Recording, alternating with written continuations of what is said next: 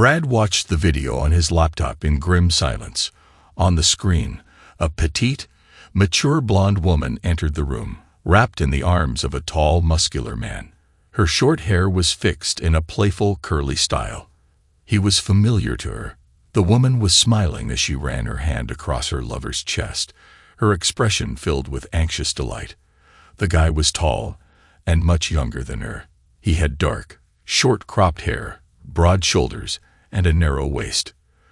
Brad estimated the guy was a few inches taller than him and about the same weight, but when the guy pulled his shirt over his head and threw it to the floor, it was clear he had very little fat on his lean, well-defined physique.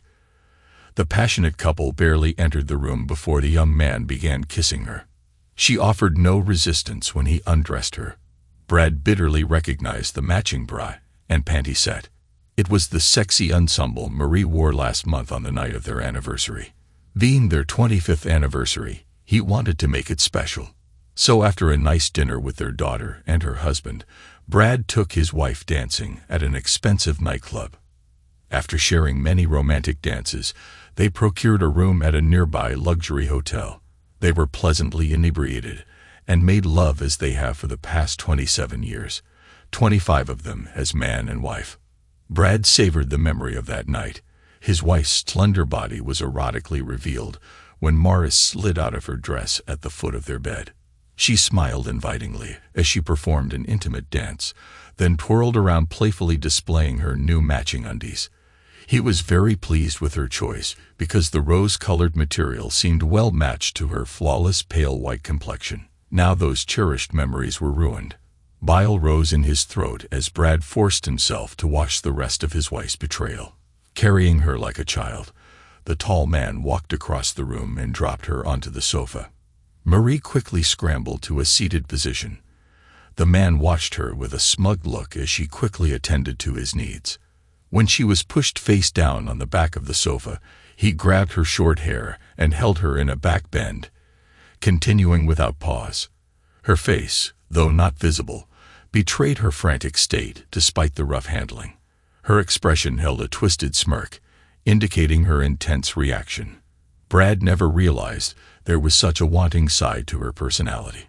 He always considered her a respectable wife, and rather inhibited. The relaxed, intimate moments they enjoyed were gentle and loving in the afterglow of their sweet lovemaking. Marie always expressed how pleased she was with their tender relationship and the care with which he treated her afterward. They'd cuddle, and Marie frequently mentioned how contented she always felt after they made love. What he was watching now was nothing like that, more of a primal rut than tender lovemaking. There was no tenderness at all, just pure animal activity by a guy trying to get his small wife. This video proved she was receiving something from this guy he could never give her. It was depressing, but from the twisting, thrashing motions his wife was performing on the arm of the sofa, Brad knew it was true. He was concentrating so intently on the video that he barely noticed his cell phone beep, indicating he had a text. It was his wife. He paused the disgusting video and read the text. Going straight to the store from work. Want anything special for dinner? Brad texted back, nothing special. See you when you get home. He was going to type love you at the end, but after watching her blatantly violating their marriage vows, his heart had turned bitter cold. She texted back, okay, see you at home. Love you, baby. Yeah, right, he whispered bitterly. He checked the time and knew she'd be home in about an hour. Mary was 52 years old, working as an administrative assistant a few miles away at the admissions department of the local community college. She's worked there for a few years after leaving her previous job as a secretary for a small company. She goes to work later than Brad and gets off later, so he's usually home before her if he doesn't have to work overtime. Brad Kennan is a 55-year-old financial analyst working at his firm for the past dozen years. His job is stressful at times. Some of the firm's customers are well-off businessmen, understandably concerned about their finances. He devotes all his energy and concentration to his clients during working hours. He also has to travel on occasion, which was why he finally found out about his wife's cheating a few months ago. He had just finished one of his required business trips to a nearby city. He usually took a plane but drove this time instead of flying. It was close enough to home and took about the same amount of time. On the way home, he decided on the spur of the moment to stop by the old cabin he and Marie owned to check on it. It was a small, rustic one-bedroom vacation cabin in the hills, 45 minutes from their house. It had electricity, a working well, a small propane stove for cooking, and a fireplace for heat. Other than that, it was without any other amenities. Her late father used to own it, and her mother left it to Marie after she died. Since they acquired it, they only stayed there 3 times in 10 years, the last time being 2 years ago, when they stayed there for a quiet weekend of solitude. Since they almost never used it, Brad was thinking about selling it. He knew they wouldn't get much. It was not in the best condition, but was located near a scenic lake on 1 acre of land in a small cluster of similar cabins. Unfortunately, it had no security. Only a chain-link fence stretched across the dirt road leading to the group of cabins. A retired farmer owned the land and built the small community of cabins, selling them to fund his retirement. Brad simply wanted to take a few minutes to make sure no one was squatting at the property or had broken in and wrecked the place. As he drove up the long dirt road, he wondered who would want such a remote, rustic cabin. Maybe some hunters or an old couple like them would use it for a weekend getaway. They kept the key under a specific rock in the garden, and Brad used that key for entry. Once inside, he checked the water and found that the well was still working properly. It was when he used the bathroom that he noticed the shower curtain was not pushed all the way to the side of the tub. It was unusual because he specifically remembered pushing it all the way to the side the last time they were there. The sink also had faint soap stains around the drain, like it had been used. The stains were faint, but they were there, and he knew he had cleaned it before they left. Suddenly, Brad's radar was up. Someone must have been staying there since he and Marie were there 2 years ago. He continued his investigation and found that nothing was broken or missing, but Brad was sure someone had moved some of the chairs around the kitchen table. There were a few minor things different in the bedroom as well. He checked around the grounds but didn't see anything else unusual. There were faint tire tracks in the dirt driveway, but it was impossible to figure out how long they had been there. The other cabins were all empty except for the tracks in his driveway. It looked like no one had visited the tiny community in years. After half an hour of checking, Brad was wondering what to make of it. Maybe there was a simple explanation. Did Marie come here and forget to tell him? It was hard to believe, but he was sure that if she was here, she would have mentioned it to him. But he had to believe that someone was here. If a squatter broke in, why wasn't a window broken or a door forced open?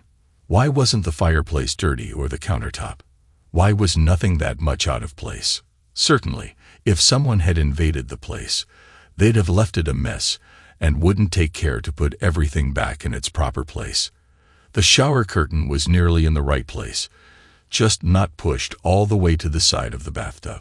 Whoever had been there had taken time to make sure the cabin looked untouched. It was only because of his fastidious nature that Brad knew exactly how he left it. For some strange reason, he decided not to tell Marie. He wasn't normally a suspicious person, but something didn't add up. He didn't know why he felt like that. He trusted his wife. He had loved and trusted her for decades, but it was just too strange an occurrence to eliminate the possibility that she had some knowledge about this and wasn't telling him. He didn't want it to sound like he didn't trust her. Since it was just a hunch, he needed more information before asking her about it. After that strange visit, Brad went to the electronics store and purchased an expensive set of high-definition surveillance cameras. He mounted them in discrete locations, one to view the porch area, one in the living room that would also view the kitchen, and the last one placed in the bedroom, pointed so it could see into the bathroom if the door was open. Without telling Marie his plans, Brad began driving to the cabin each weekend to check the recordings. Since he could drive to the cabin and back in 2 hours, it was easy to give his wife some trivial excuse about his absence. Actually, She was gone more than he was shopping or visiting friends. She also spent a lot of time at the health spa she joined last year. She started a rigorous exercise program, resulting in losing almost 15 pounds and toning up her slim figure. Brad had to admit that she did look good for her age. The video cameras were motion activated, so the first 2 times he went to the cabin, there was nothing recorded. He was beginning to think he was just wasting his time checking them. But on the 3rd visit, the cameras had data. He was so curious about who was breaking in that he downloaded them right away and began to view them at the kitchen table before leaving for home. His heart turned to stone when he saw his mature, blonde wife and a tall guy half her age get out of a sports car in front of the cabin. They were smiling and laughing like old friends as they walked up to the door hand in hand, as she did many times in the past. Marie retrieved the key from under the rock and let them in. Brad's fists were clenched as he watched them enter the living room. The door was barely closed before the guy grabbed his wife, and they began making out like enthusiastic prom dates. It was more evidence of his wife being unfaithful. That was the first adulterous recording Brad witnessed, and it made him nauseous to watch her acting like that. He didn't throw up, but he was disgusted and very upset. He sat there in shock for a bit before finally leaving the cabin in a haze of disbelief. He made sure that everything was the same as when he arrived so Marie wouldn't know he was there. He had every reason to believe this wasn't the first time she used the cabin for intimate activities, and he suspected it probably wasn't the last time either. He made sure the cameras were still working properly and left, heartbroken.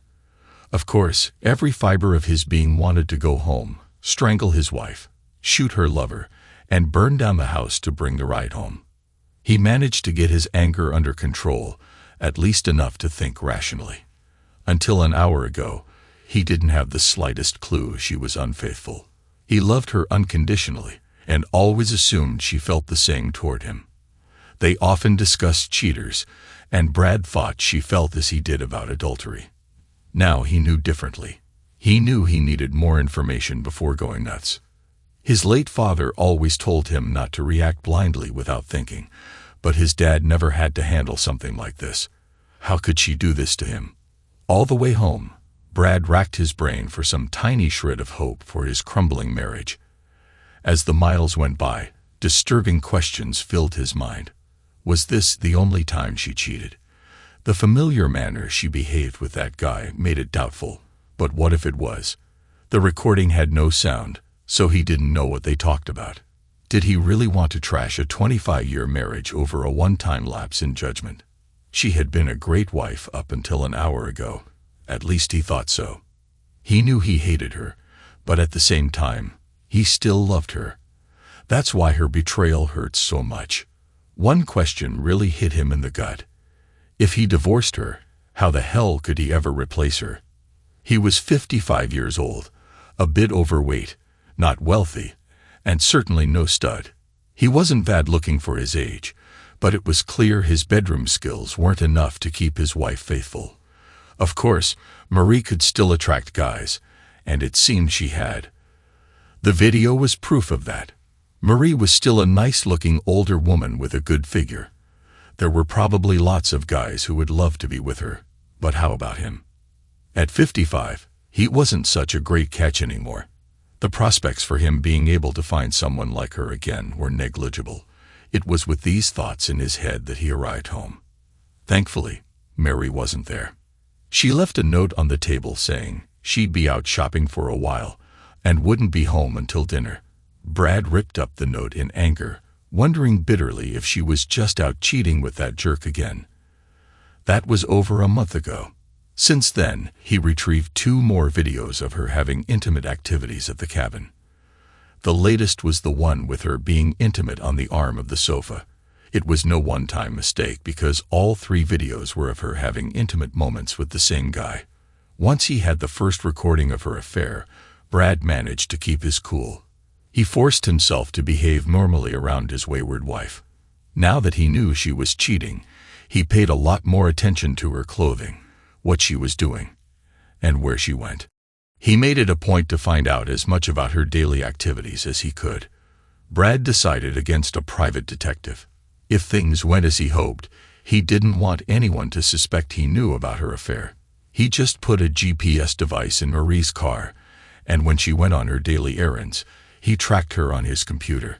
Other than going to work, all of her activities were shopping trips to the grocery store or the mall and other normal errands.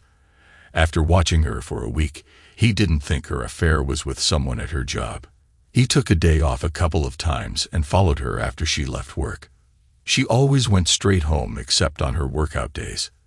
Other than shopping, the only place she spent a lot of time outside of home was at her health spa, so he zeroed in on that.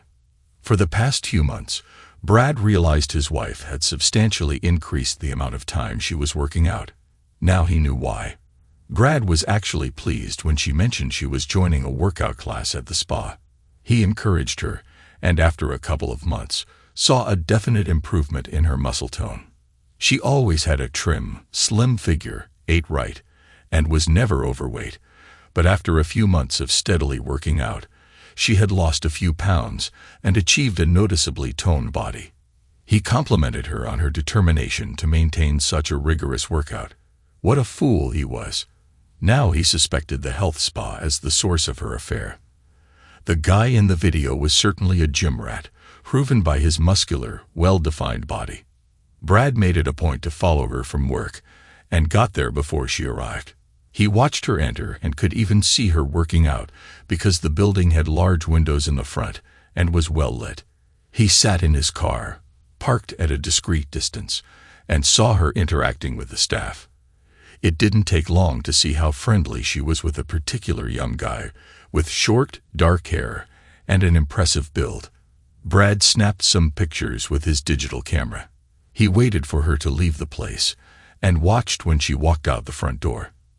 The young guy went with her, and they exchanged a few words as they stood by her car. It was a friendly conversation and seemed normal. They were quite comfortable chatting, and whatever the guy said had Marie cracking up. She placed her hand on his arm as they talked. When she was about to leave, he slipped his arm around her waist and gave her a quick peck on the cheek. Marie was smiling as she gazed up at him with an adoring look. Brad drove home, locked himself in his office, and looked up the guy on the spa's website. His name was Oscar Pifford, 28, employed as a personal trainer. The next few days found Brad sitting in his car in front of the spa.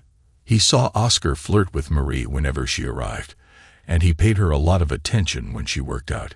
He also escorted her to her car when she left. It was obvious they were very familiar. The guy seemed to flirt with multiple women and was no doubt a playboy. Marie seemed to be his easy target. Despite the age difference, Marie was a decent-looking, mature woman. He probably flirted with her during her workouts, found her agreeable to his advances, and pursued her. Once they were involved, it was no doubt Marie's idea to use the cabin as their love nest.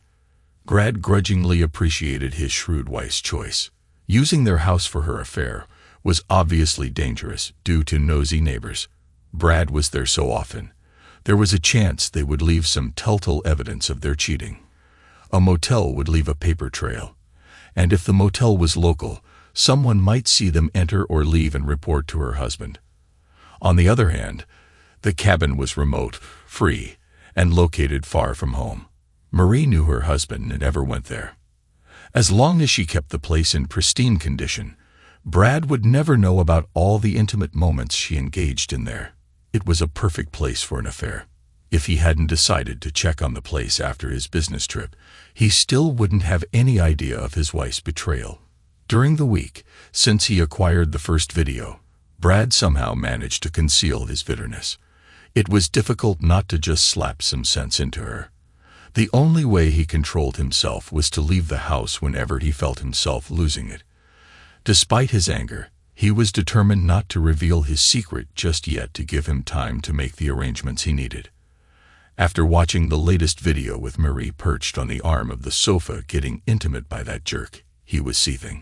He had somehow managed not to explode on her even after watching how eagerly she was letting this jerk use her. It was obvious she had no intention of ending it. On the contrary, She seemed to be relishing her adulterous activities more than ever. Realistically, though, even if she had ended it, Brad doubted he could handle living with her anymore. From the first time he saw her cheating, he couldn't see how their marriage could survive. He couldn't imagine why she was treating him with such disrespect. No matter how many times she might apologize, Brad didn't think he could ever get over his anger.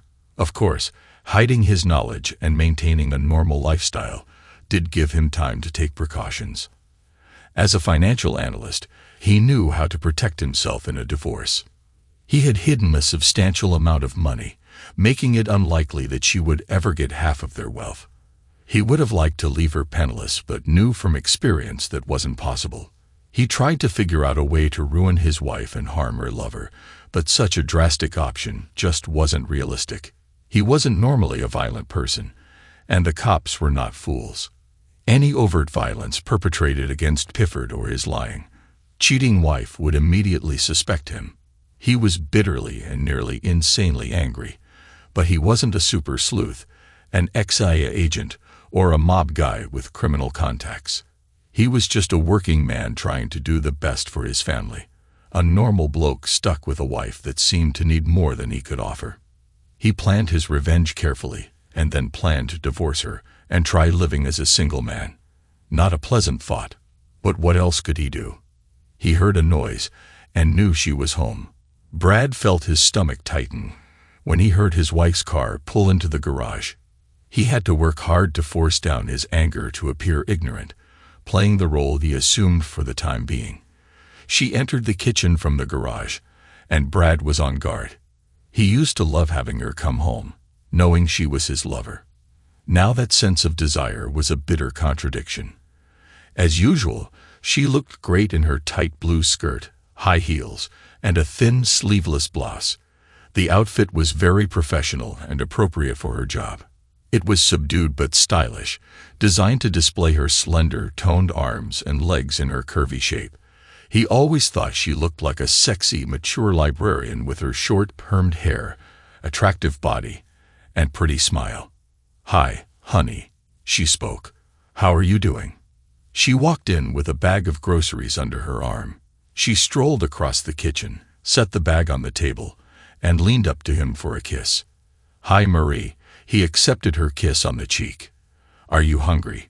she asked. "Because I'm starving. I bought some steaks. Why don't you heat up the grill, and I'll fix a salad?" Brad answered pleasantly. "That sounds good. I'll get it started right now." He pasted a placid look on his face and went out on the deck to handle the grill. It was more difficult to remain normal after watching her latest intimate video. He used to love it when she got home so they could eat, share their day, and spend the evening together. Now he stopped seeing her in such a favorable light, and her presence was upsetting. He didn't even consider her a wife anymore, just an aging woman getting regularly intimate with her young lover. Still, Brad had to admire her acting abilities. After demeaning him in the most revolting way a wife can, Mary came home each day with a smile on her face, a relaxed attitude, and a loving facade. If you didn't know better, you'd assume she was a typical traditional wife. The same faithful wife he always thought she was. Of course, they were both playing a role, but she was so much better at it. For him, the strain of putting on such a fake show was nearly unbearable. Dozens of times over the past few weeks, he nearly cracked under the pressure and exploded his anger on her. Somehow, he managed to hold himself back.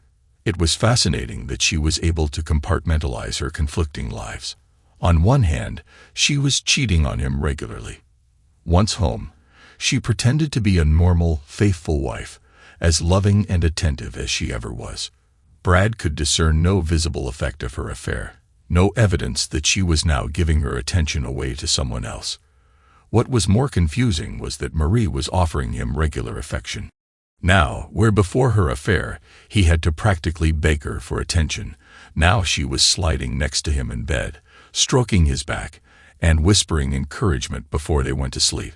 He even found her stroking his shoulder in the morning before he woke up, encouraging him to relieve his frustrations before going to work. Brad knew she was just providing pity affection to her clueless husband, probably to soothe whatever guilt she might be feeling. But after watching her in action with that young man, he doubted there was much guilt left. In the past, he always considered her a truthful person, but now she had acquired the talent of being able to lie very convincingly, able to conceal her affair without a hint of deceit. Brad finished cooking the steaks, and they ate with little conversation. They spoke briefly about some trivial topics, but for the most part, their dinner was a quiet affair. Marie seemed a little tentative. She ate sparingly and kept glancing over at him as if trying to read his thoughts. Brad simply stayed quiet because he didn't trust himself not to say something that would give him away. They sometimes had coffee and dessert after their meal, but not today. Once he finished eating, Brad needed to get away. He quickly cleaned up and went to the living room to watch TV. Marie came out soon after with a glass of wine and sat down on the sofa next to him, feeling her eyes on him. Brad wished he'd just gone to his office after dinner, as he sometimes did. It would look suspicious if he got up and left. "Now, is everything okay, Brad?" she asked during the commercial. Brad felt his stomach drop. She suspected something. He tried to keep himself from tensing up. He flashed a smile and answered calmly, "I'm fine." "You seem a little tense today." She rubbed his arm and asked in a sweet tone, "Is something bothering you, honey? I get that way too sometimes. If there is, you can tell me about it. You know I'm interested in what you do." Her voice cracked a little as he replied, "No, I'm fine, really." He should have ended the discussion right there, but the urge to say something was overwhelming. "Why would you ask me that?" he said, keeping his eyes glued to the TV. "I don't know. I guess I don't know." She stumbled closer, stroking his arm affectionately, and commented, "Maybe we need some time. We haven't been together in a while." Brad choked out, "Really?" With a giggle, she blurted out, "I miss you, honey."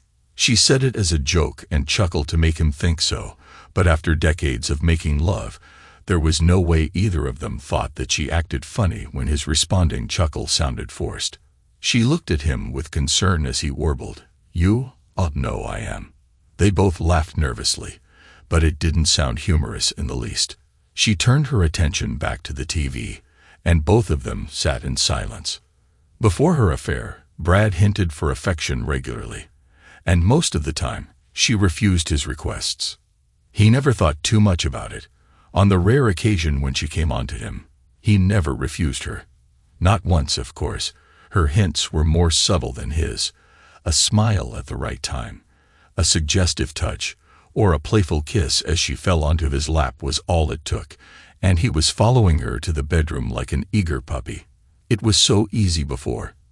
Now he knew she was passing her attention around to other guys. Once he was eager, almost frantic to get close to her. Now he held back since her offers for affection were so rare. The lack of attention wasn't that noticeable, but after so many weeks without any loving between them, he was starting to realize their intimate life wasn't just infrequent, it was non-existent. They were living like roommates now, not lovers, and she was starting to realize that Brad was afraid he wouldn't be able to hold out much longer. They hadn't had intimacy in weeks, and knowing what she was doing behind his back had him upset. She was super interested with her lover, but had never been overly affectionate with him in the past. It took her quite a while to get interested enough to let him have her when she did allow him and turn on the charm. He was putty in her hands. Now, with her sleek new body and all her new experiences, she could be very enticing. Thank God his plans were nearly complete.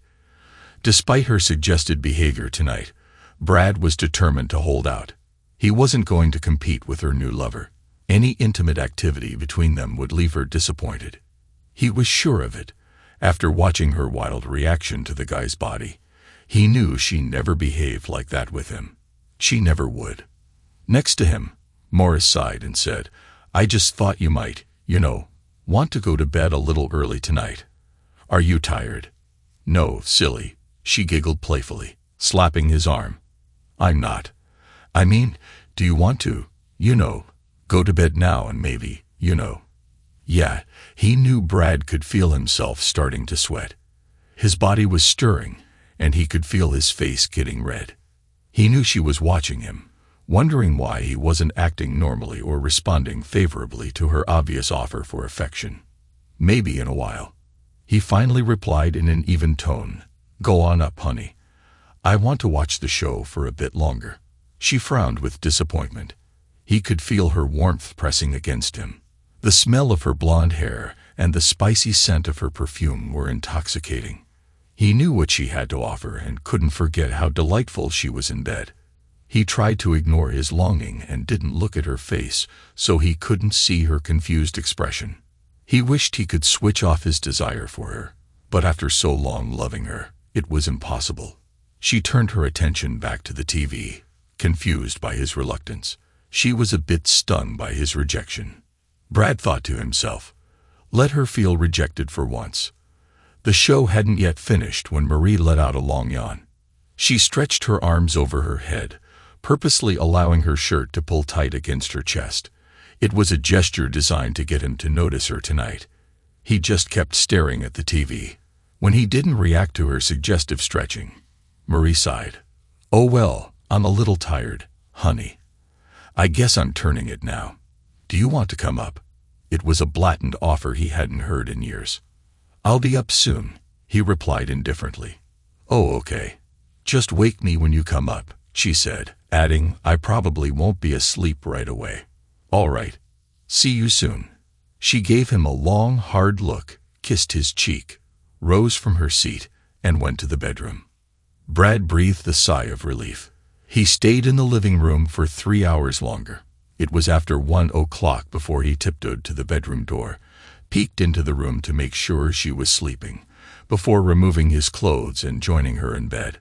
Sleep was difficult, and he woke up early still feeling tired.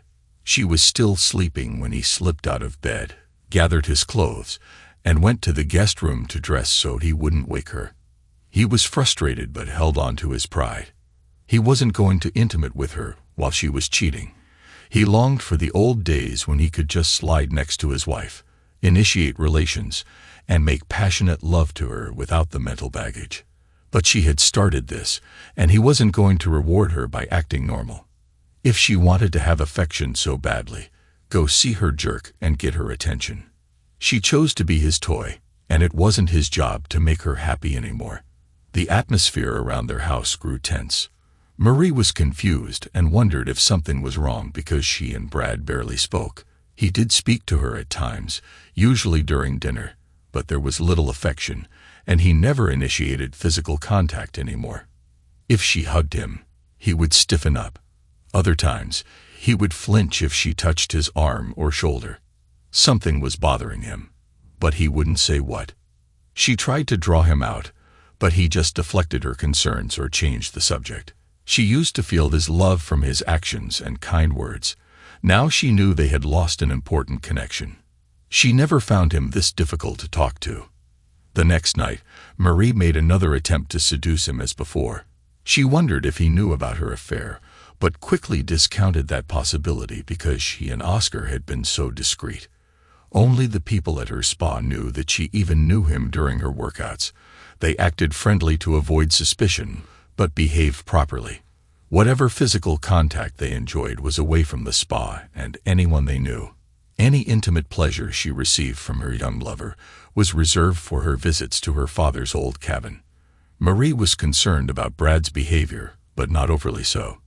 She still loved him, and if he was having an issue, she wanted to be sympathetic and did her best to be there to confide in if he wished whatever was wrong. She never assumed it would jeopardize her marriage.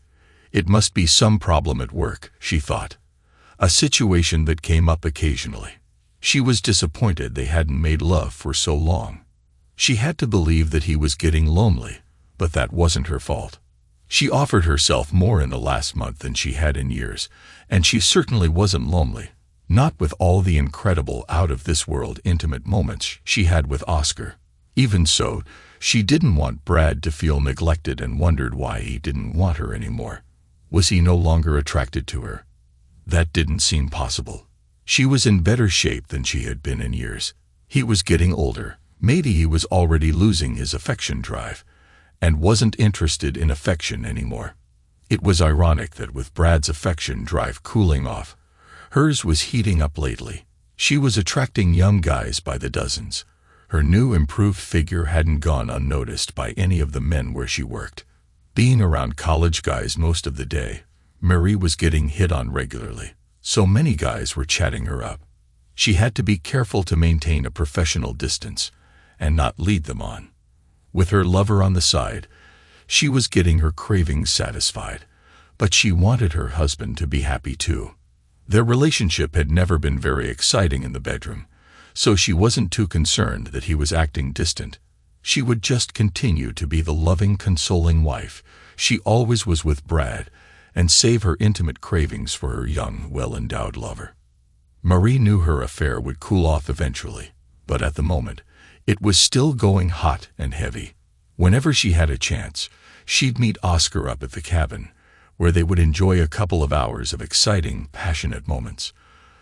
Then she'd clean up and return to her normal, rather routine but secure life with her older, unsuspecting husband. Once she and Oscar finished having intimate moments, she'd clean up everything, making sure nothing would give away their time there in the remote possibility that Brad might visit the cabin.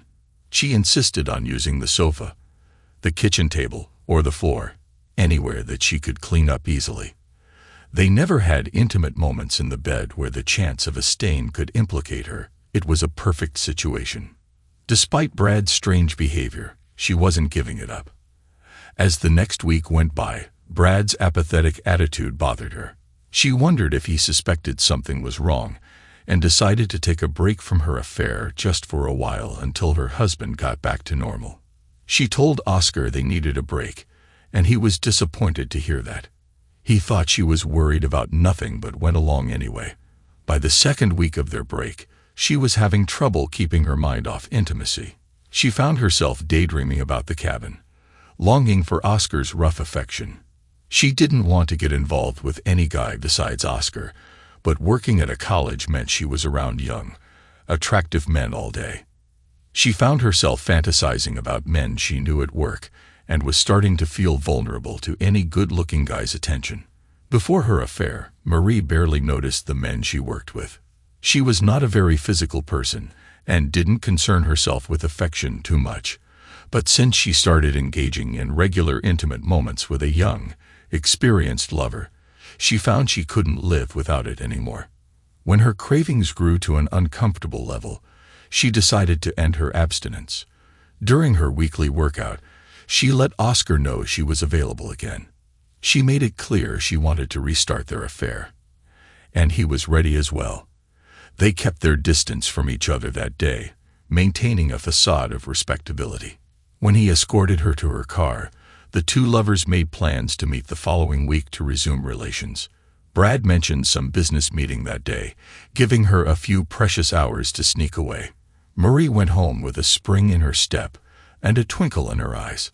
She felt her whole attitude improve as she spent the evening with her husband. Dinner was once again rather quiet. There was nothing she could put her finger on, but Brad seemed more somber than usual. "Did Brad get a promotion, or did you hit the lottery?" the woman asked with a chuckle. "Maybe you're having a second honeymoon or something. Whatever it is, I haven't seen you this contented in years." "Nothing like that," she replied with a slight smirk. "I am happy about my home life, and Brad has been wonderful. I appreciate everything I have and just realize how lucky I am. Things are perfect, but they certainly could be a lot worse." "That's a great attitude. I wish everybody thought like that."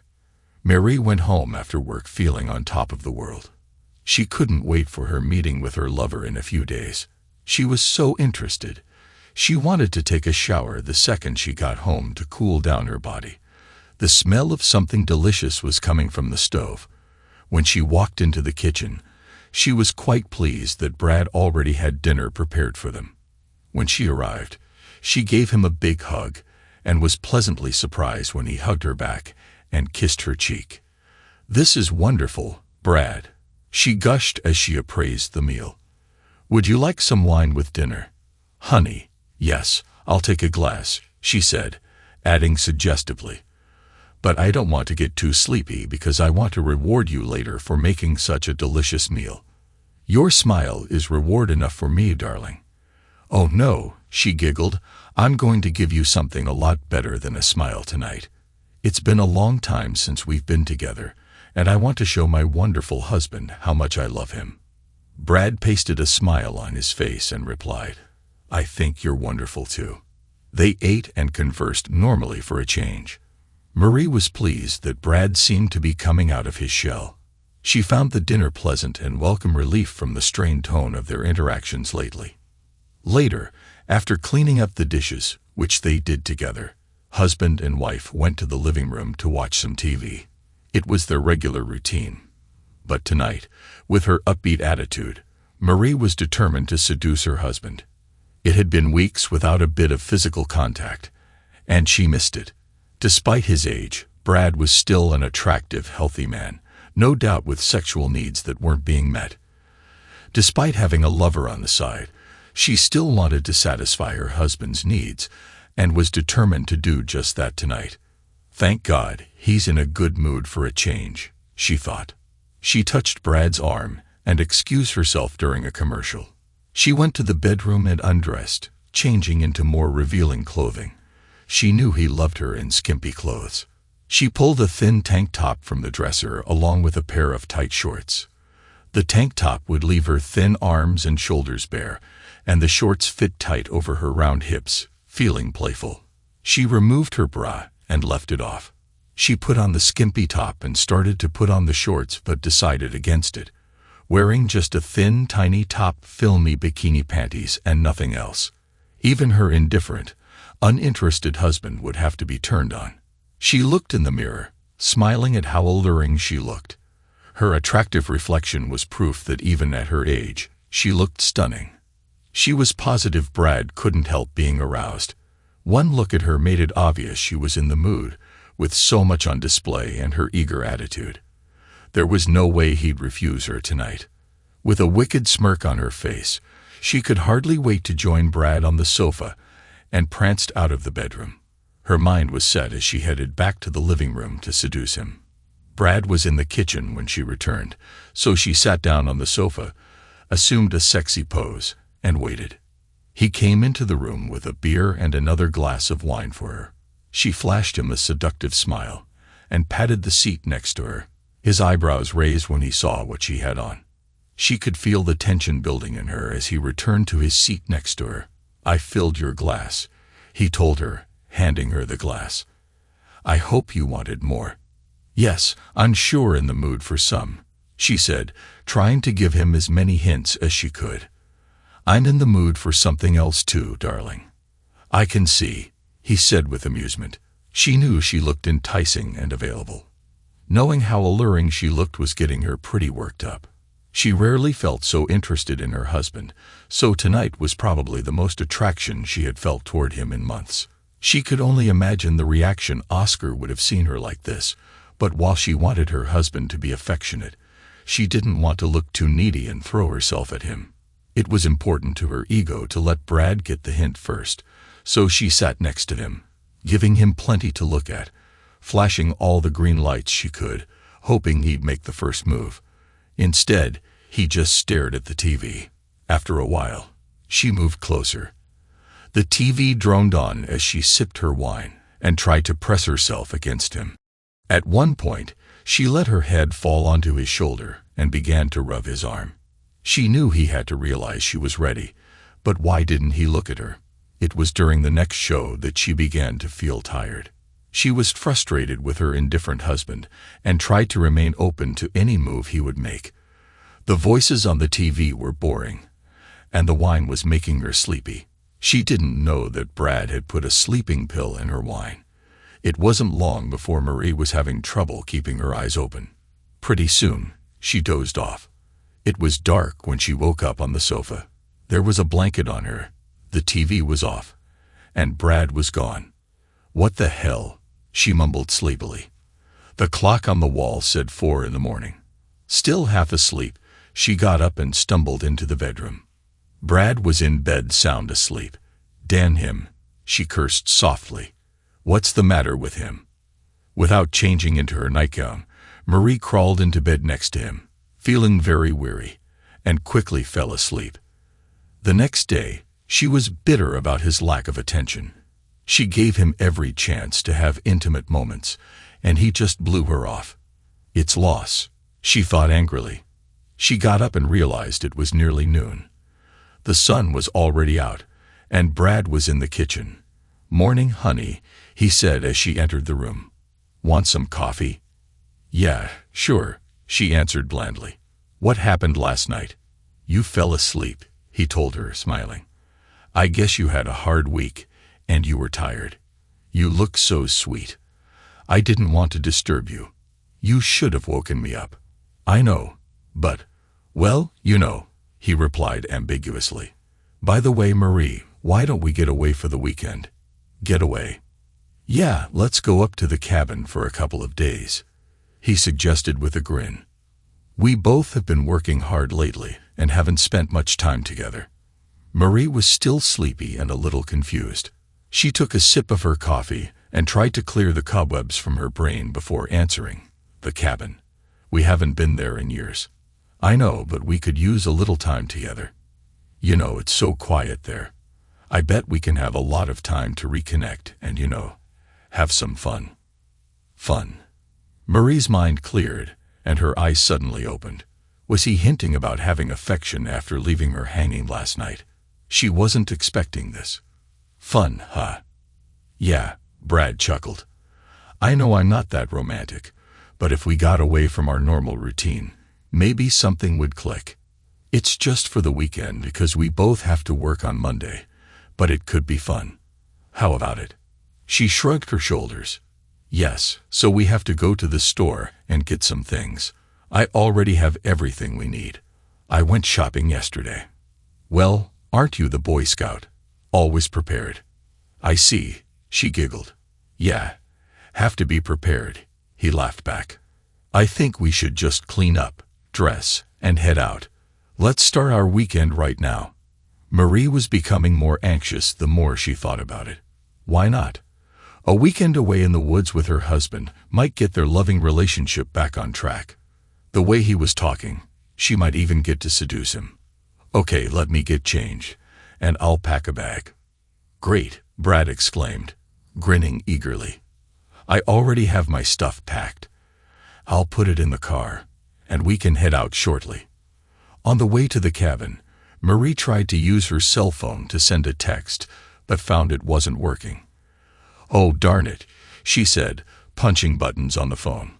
"I thought it was charged up, but I guess the battery is dead." "That's okay, sweetheart. You can use mine if you want." "No, that's okay. It's nothing important. I'll just wait until we get to the cabin and charge it up." "Okay." An hour and a half later, they were in the cabin, putting the food in the fridge and making sandwiches. Marie was happy, but a little tentative as she entered the small cabin. Her eyes were darting around, scanning the place for any indication of her affair.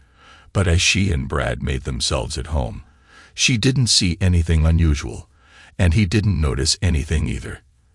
They finished the food, then took a walk around the lake. They talked and laughed, savoring the beautiful surroundings. Brad held her hand as they walked, pointing out various things he wanted her to see. He even hugged her a couple of times and caught her once when she tripped. He was friendlier than he'd been in months, and Marie was thrilled. "It's so nice," she thought. She almost felt bad she was going to be cheating on him in this very place in a few days.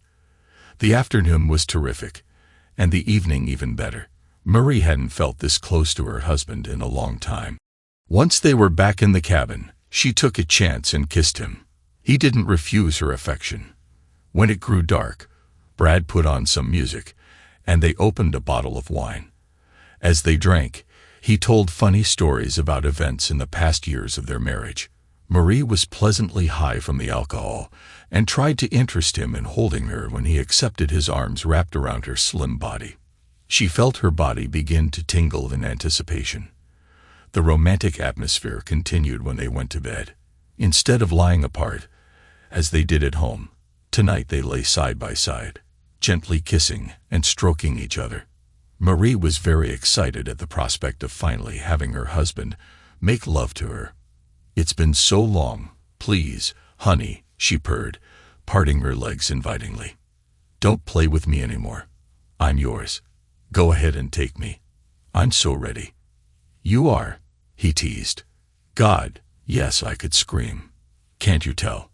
She tried to concentrate on her husband, but couldn't help comparing this slow, relaxed, romantic lovemaking with the unbridled intimacy she shared with her lover. Both were exciting and enjoyable, but what she was experiencing right now was more fulfilling. Brad loved her so much and was showing it with everything he said and did, including what he was doing right now. On the other hand, Oscar just wanted intimacy.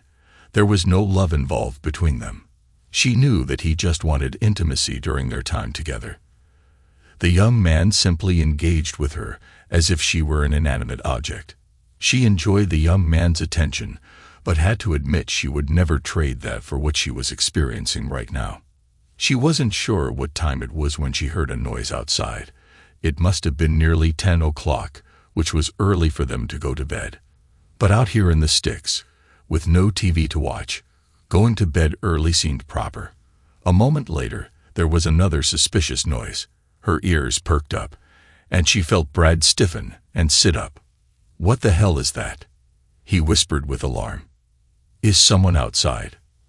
"I don't know," she whispered back. There was another noise.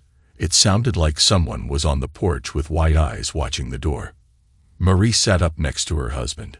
She was suddenly afraid. "What are we going to do?" she whispered. Brad pushed the covers back and crept quietly out of bed. "You wait here," he told her firmly. "I'll go check it out."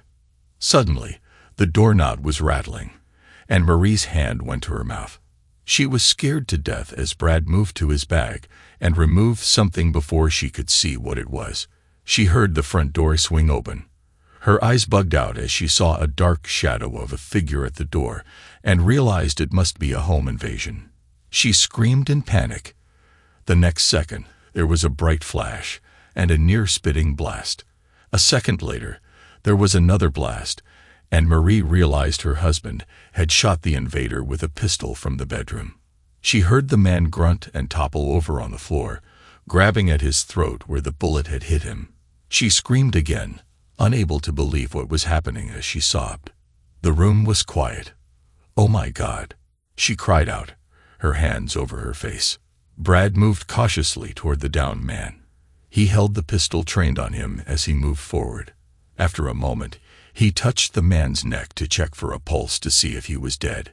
He moved cautiously to the open door and went outside to make sure he was alone. He came back in, went to the light switch, and turned it on. It was at that second when her life changed. Marie's brain slowed, her eyes widened in shock, and her heart stopped. The dead man on the floor was Oscar. She was sobbing and nearly incoherent. When Brad came to her side, he pulled her head to his chest to console her and whispered softly, "It's all over now, honey. Don't worry, we're safe." Marie's thoughts were jumbled in confusion. Her husband held her gently, whispering things to calm her down. "We have to call the police," he finally said. "After a few minutes, they're going to want to investigate this as a crime scene. Just stay here." Marie collapsed on the bed, sobbing uncontrollably. Brad gazed grimly at his sobbing wife, waiting patiently until she went to the bathroom to throw up. She was still in the bathroom when he retrieved her cell phone, opened it up, and pulled the tape off the battery contacts. He then put it back in her purse. He went to the body and removed an envelope from the dead man's jacket. Inside the envelope was a note. It was a note Brad had printed at a library a few towns away and placed on Pifford's car earlier in the morning. With a bitter expression, he read, "The sex coupon is good for tonight only. Please bring it with you and redeem it for an evening of crazy intimacy. Sorry for the short notice, but I just found out he's away this weekend. Can you meet me at the cabin, lover? I hope so, and I'll make it well worth your while. Signed, Your devoted 304. Brad crumpled up the note and went outside. Her lover's car was in the driveway. The cabin was in a dead spot, so it was hard to get a good signal for cell phone use. He called to his wife. "Be right back, Marie. I'm trying to get the cops, but I'm having trouble getting a signal. Let me go out back and see if I can get through." He moved quickly to the lake, walked to a place he knew was totally concealed by shrubs, and lit the note and envelope on fire with a lighter. He watched the paper turn to ashes, making sure there was nothing left. He then rubbed the black ashes between two rocks and covered them with leaves, leaving no evidence of his deceitful ambush. He took a moment to gain control over his emotions. He had never killed anyone before. He knew it would happen when he placed the note on Pifford's car that morning. But the act of murder was emotional. He regretted killing the guy like this, but with the rage he had felt for so long, he knew it was inevitable. His hands were still shaking as he made the 911 call to the police. It was now up to him to keep his nerves and let this play out. He had already removed all of the surveillance cameras and hidden the videos in a place no one would ever find. It was lucky he kept knowledge of her affair to himself. Once the cops began to question his wife, it would all come out. Even if she didn't admit it, it wouldn't be long before the cops would discover she was a member of the health spa where he worked, and her connection to her lover would be established. The police arrived in less than an hour. Brad was waiting for them, and admitted he was the one who shot him. They took his pistol and placed it in a plastic bag as evidence. When they asked, he assured them that he hadn't moved or touched the body since the shots were fired. His wife said the same. The cops were immediately suspicious when they found out the invader used the hidden key to open the door. How did he know it was there? Brad explained about the key but pleaded ignorance. When they questioned Marie about it, she broke down almost immediately. She admitted she and Pifford had been there before. Brad pretended to be shocked, and must have played the role well, because the cops began exchanging impish glances. They were both taken to the station for questioning. The forensic team showed up not long afterward, and went over the cabin inch by inch. At the station, Brad called a lawyer he used on occasion. At the lawyer's instruction, he told the police he wouldn't say anything more until his lawyer arrived. Marie, on the other hand, spilled her guts. She was so distraught over the death of her lover, and confused about how it had happened, that she lost all control of herself. The cops used that as leverage to get her to admit all the details of her month-long affair. Brad didn't mind her babbling. She didn't know anything about his ambush and couldn't reveal anything incriminating. After a long night and part of the next day, both husband and wife were released but told not to leave town. After weeks of questions and investigations, nothing incriminating was found about the shooting. Brad knew they were suspicious, but without evidence, they had to categorize the shooting as a justified homicide. Breaking and entering one's home in the middle of the night was certainly a crime, and any jury they could convene would consider it self-defense. Even if there were unexplained questions, the jury would give the homeowner the benefit of the doubt. Brad took his wife home on Sunday. She was a mess and apologized profusely for cheating until he finally told her to shut up. He already knew about everything, of course, and managed to keep a confused look on his face as she blurted out all the sorry details. He was sorry to have ended the young man's life, but I couldn't see another way to get rid of the creep and regain my pride. He went to work on Monday, leaving his wife to confront her own demons. She was a basket case when he got home. One of their neighbors was with her to keep her from going nuts. That evening, after a brief dinner, he confronted her about the affair. She sobbed the whole time and went through all the typical excuses an unfaithful wife utters when caught. It was just intimacy. It wasn't love. I loved you. I would make it up to you if you'd. Please forgive me. I beg you. And so on. All of her typical excuses went in one ear and out the other. He had her served with divorce papers on Thursday.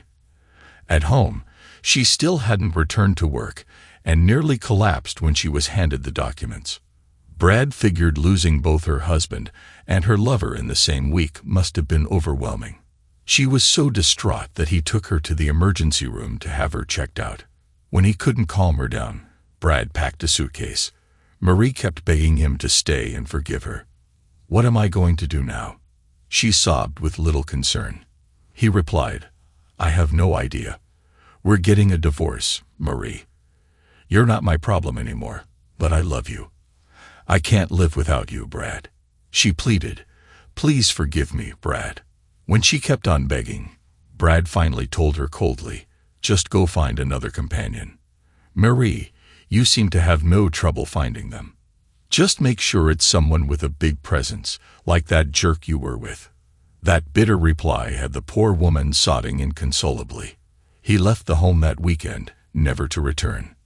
Brad was never charged with a crime, but the authorities were still watching him and asking people he knew about the homicide. With the cloud of suspicion hanging over his head, his career suffered. No one wanted their financial assets handled by a possible criminal.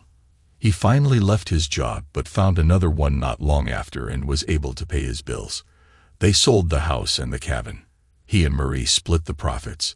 He had half of the money from the marital assets, as well as the money he had hidden from Marie to support himself. However, with her lawyer checking his records to find out why their combined assets weren't more, he had to maintain a lower standard of living and kept a sharp lookout for anything that could be incriminating. After the shooting and the divorce, life for Brad went on. He bought some weights and started an exercise program at home. Soon, his muscle tone improved, and he began to lose weight.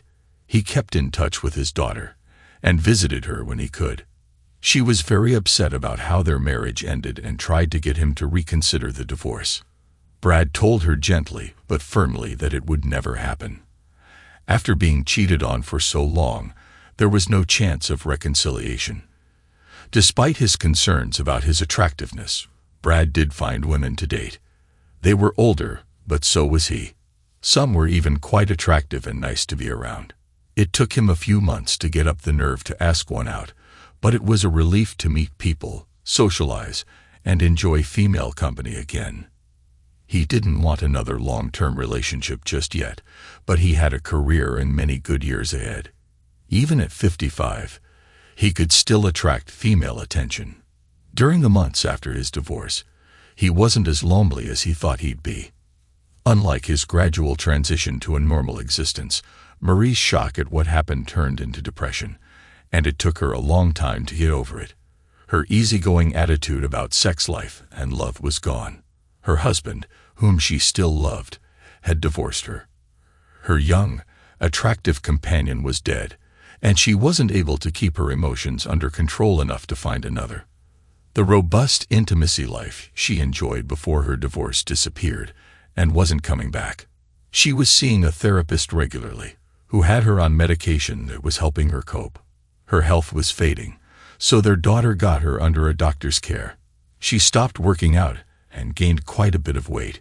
She mostly lived the life of a shut-in and never went back to the spa that started all of her troubles. Brad heard from friends that she was moving out of state to flee all the cruel gossip about her affair. Thanks to everyone who took the time to listen to today's stories. If you enjoyed it, please consider liking and subscribing if you haven't already. Feel free to share your thoughts on the events in the comments below. Take care.